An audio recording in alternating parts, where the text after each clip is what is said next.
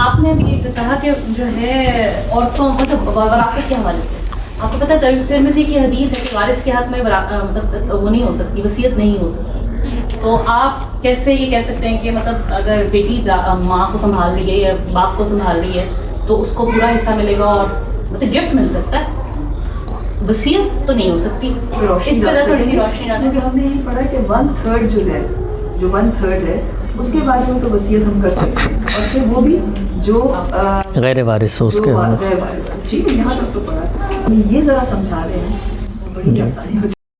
قرآن مجید نے جہاں پر وراثت کے حصے بیان کیے ہیں وہاں پر یہ بتایا ہے کہ یہ تمام حصے اس وقت تقسیم ہوں گے جس وقت تمہاری وصیت اور تمہارا دین، تمہارا قرضہ ادا کر دیا جائے گا. یعنی تم نے جو بھی وصیت کی ہے اس پر عمل درآمد ہو چکے گا، اور جو تمہارے قرض تمہارے ذمے تھے ادا ہو جائیں گے. اب مال بچ گیا ہے. اس بچے ہوئے مال کے بارے میں اللہ تعالیٰ یہ کہتے ہیں کہ تم وصیت نہیں کر سکتے. کیوں؟ کیونکہ اللہ نے وصیت کر دی ہے. اللہ نے بتا دی ہیں کہ بیٹوں کو کتنا ملے گا، بیٹیوں کو کتنا ملے گا. تو اللہ نے کیوں بتا دی ہیں اس کی علت بھی خود نص میں اللہ تعالیٰ نے بتائی ہے کہ تم نہیں جانتے کہ بلحاظ منفعت کون تم سے قریب تر ہے. یہ حصے اسی بنا پہ اللہ نے مقرر کر دی ہیں.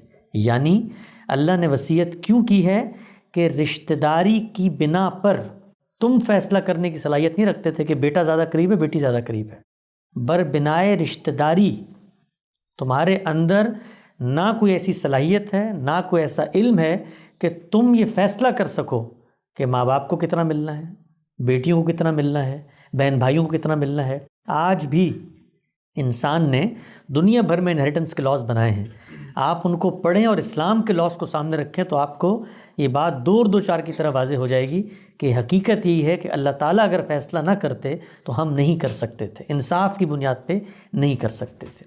اب دو باتیں ہمیں یہاں پر معلوم ہوئیں. پہلی بات یہ معلوم ہوئی کہ من بعد وصیتن کے الفاظ ہیں کہ تمہاری وصیت کے بعد. اس وصیت کے الفاظ میں کہ اللہ نے کوئی قید لگائی ہے؟ پہلا سوال ہے میرا، طالبانہ سوال ہے. ہم بھی اس پہ غور کرتے ہیں.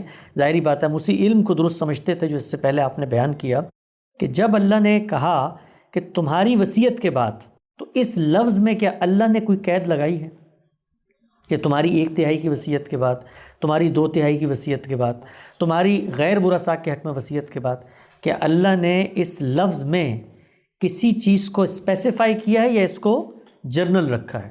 اگر جنرل رکھا ہے تو اب اسپیسیفیکیشن کسی اصول کی بنیاد پہ ہوگی، میں اور آپ نہیں کر سکتے.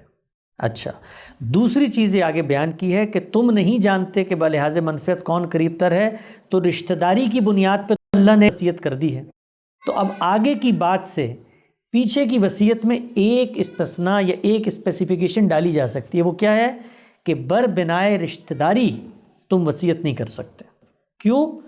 کیونکہ آپ جب یہ فیصلہ کریں گے کہ جی میری ایک بیٹی کو اتنا ملے گا اور بیٹے کے حق میں وصیت کر رہا ہوں چونکہ یہ میرا بیٹا ہے، تو یہ آپ اللہ کی وصیت میں مداخلت کر رہے ہیں. تو اب کیا نتیجہ نکلا اس کا نتیجہ یہ نکلا کہ وصیت عام ہے، جو چاہیں کریں، آپ کا مال ہے، رشتہ داری کی بنیاد پہ نہیں کر سکتے. ایک استثناء پیدا ہو گیا اس لفظ میں. اس کے بعد باقی جو استثناءات ہیں وہ ہم کیسے پیدا کر سکتے ہیں؟ بربنائے خدمت میں وصیت کر سکتا ہوں، بربنائے ضرورت میں وصیت کر سکتا ہوں. میری 2 بیٹیاں تھیں، ایک بیٹی نے پوری زندگی مجھے سنبھالا، میں ڈائلسس کا مریض ہو گیا، اس نے نہ شادی کی نہ گھر آباد کیا، پوری زندگی میرے پیروں میں بیٹھی رہی، تو میں خدمت کی بنیاد پہ کیوں نہیں وصیت کر سکتا؟ ان کی محض بیٹی ہونے کی بنیاد پہ وصیت میں نہیں کر رہا. تو ہم یہ کہتے ہیں، ہمارا نقطہ نظر یہ ہے کہ بربنائے ضرورت دنیا سے میں رخصت ہو رہا ہوں، اسی طریقے سے ایک بچہ ہے، باقی سب تعلیم پوری کر چکے ہیں، اس بیچارے کا نہ کوئی آگے نہ کوئی پیچھے، اس کے لیے میں کیوں نہیں وصیت کر سکتا کہ وہ اسکول پڑھے، اس کی فیسیں پہ ہوں؟ تو ہمارے نزدیک بربنائے رشتہ داری وصیت کرنا اللہ کی حدود میں مداخلت ہے، نہیں کر سکتے محض اس وجہ سے کہ بیٹا ہے. لیکن بربنائے خدمت اور بربنائے ضرورت یا وصیت کر سکتے ہیں. اب آئیے روایتوں کے اوپر. پہلی روایت یہ کہ وارث کے حق میں وصیت نہیں ہو سکتی. تو جب قرآن نے بتا دیا کہ کیوں نہیں ہو سکتی تو روایت پر بھی ہم وہی قید نافذ کریں گے جو قرآن کے اندر بیان ہوئے لفظ وصیت پہ ہم نے وہ قید لگائی ہے کہ وارث کے حق میں بربنائے رشتہ داری وصیت نہیں ہو سکتی. روایت کو سمجھنے کا طریقہ یہی ہوتا ہے کہ روایت اپنی ذات میں کوئی انڈیپینڈنٹ سورس نہیں ہے دین کا کہ وہ کوئی نیا قانون بیان کر رہی ہے. جو قرآن میں بیان ہوا ہے اسی کی اپلیکیشن، اسی کی شرح، اسی کی فرع، اسی کی کلوڈری ہوگی. تو یہ ہو گیا اس روایت کے بارے میں.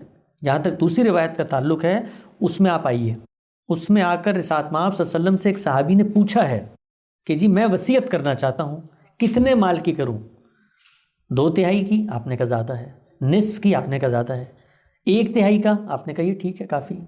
ذرا روایت کو پڑھ لیں تو روایت کو پڑھتے یہ بات معمول ہو جاتی ہے کہ وہاں پر تجویز کی نوعیت کی بات کی جا رہی ہے. وہ میں بھی آج کروں گا. میرے پاس کوئی شخص آئے اور مجھے کہے میں سارا مال اٹھا کے عیدی سینٹر کو دینا چاہتا ہوں، تو میں اس سے پوچھوں گا کوئی بچے ہیں، بیگم ہے، ماں باپ ہیں، ان کا بھی تم پر حق ہے، یہ کیا کرنے جا رہے ہو تم کہ سارا اٹھا کے دے رہے ہو؟ وہ مجھ سے کہے گا کہ جی میرے پاس 5 ارب روپے ہیں، وہ ان کے نام کر دیے تھے میں نے پہلے ہی، اب میں سارا مال دینا چاہتا ہوں. کہوں گا دو، آپ کی مرضی ہے، کیونکہ کوئی قید نہیں ہے وصیت ان کے لفظ پہ. جو کچھ ہوگا وہ اوپر ہوگا تو نیچے آئے گا. تو یہ ہمارا سمجھنے کا، انڈرسٹینڈنگ کا سفر ہے.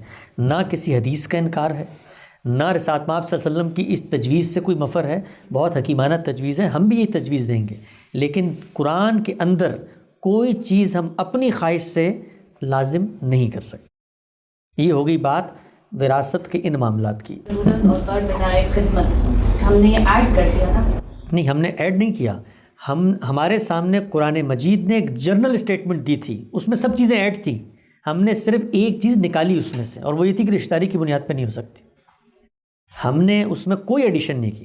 بھائی میں آپ سے مثلا ایک بات کہتا ہوں، میں کہتا ہوں کوئی کاغذ لے کر آ جائیے، تو اب اس میں سارے کاغذ شامل ہوں گے نا. کالا بھی ہوگا، سفید بھی ہوگا، سرخ بھی ہوگا، سیاہ بھی ہوگا، لائنوں والا بھی ہوگا، بغیر لائنوں کے بھی ہوگا، سب چیزیں شامل ہوں گی. میں نے اگر آپ سے یہ کہنا ہے کہ کالا کاغذ نہیں چاہیے تو مجھے کالا کہہ کر اسے نکالنا ہے. تو جب وصیت کا لفظ مطلق آ گیا تو اب جو کچھ ہے وہ میں نے اس کے اندر ایڈ کر کے اس میں سے نکالنا ہے. تو اللہ نے خود آگے نکال دیا کہ بربنائے رشتہ داری تم جانتے نہیں ہیں، اقرب لکم نفعاً کے الفاظ ہیں، تم جانتے نہیں ہو کہ بلحاظ منفعت. اور یہ میں کو اپنا استنباط نہیں بتا رہا، لفظ کا ترجمہ بتا رہا ہوں. تو یہ ایک زاویہ نظر ہے، اس کو انشاءاللہ کبھی آپ اور فرصت میں دیکھیں. ایک زاویہ نظر آپ کے سامنے رکھ دیا. آپ کو اس سے اتفاق نہیں ہے، کوئی بات نہیں ہے، آپ اس پہ غور و فکر کریں، میں آپ کی بات پہ غور و فکر کروں گا، ہو سکتا ہے ہم کسی نتیجے تک پہنچیں.